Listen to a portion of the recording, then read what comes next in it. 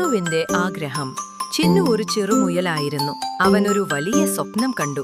നക്ഷത്രങ്ങളെ അടുത്തു കണ്ടാലോ? പ്രതിദിനം രാത്രി അവൻ ആകാശത്തിലേക്ക് നോക്കി വിചാരിക്കുമായിരുന്നു, ഒരു ദിവസം ഞാൻ അവിടെ എത്തും. മായാവനത്തിലെ അത്ഭുതം.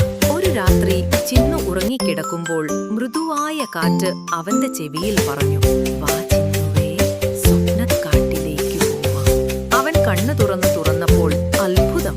മരങ്ങൾ പ്രകാശിക്കുന്നു, പൂക്കൾ പാടുന്നു, നക്ഷത്രങ്ങൾ ചിരിക്കുന്നു.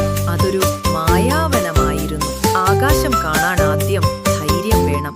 ചിന്നു തല കുനിച്ചു പറഞ്ഞു, എന്നെ കണ്ടോ? ധൈര്യമുണ്ട്. തുമ്പി ചിറകുകൾ വിരിച്ചു പറഞ്ഞു, എന്നെ പിടിച്ചോളൂ, നിനക്കും പറക്കാം. നക്ഷത്രങ്ങളിലേക്കുള്ള യാത്ര. ചിന്നു ആകാശത്തേക്ക് ഉയർന്നു. നക്ഷത്രങ്ങൾ ചിരിച്ചു, കാറ്റു പാടി. അവൻ സന്തോഷത്തോടെ പറഞ്ഞു, ഇതാണെന്റെ സ്വപ്നം. പക്ഷേ മൃദുവായ കാറ്റിനൊപ്പം അവൻ താഴേക്ക് ഇറങ്ങി. അവന്റെ സ്വന്തം കിടക്കയിലേക്കു മടങ്ങി. പ്രഭാതത്തിലെ പാഠം. പ്രഭാതത്തിൽ ചിന്നു മനസ്സിലാക്കി, സ്വപ്നങ്ങൾ നല്ലതാണ്, പക്ഷേ അവ സഫലമാകാൻ ധൈര്യം വേണം. പാഠം.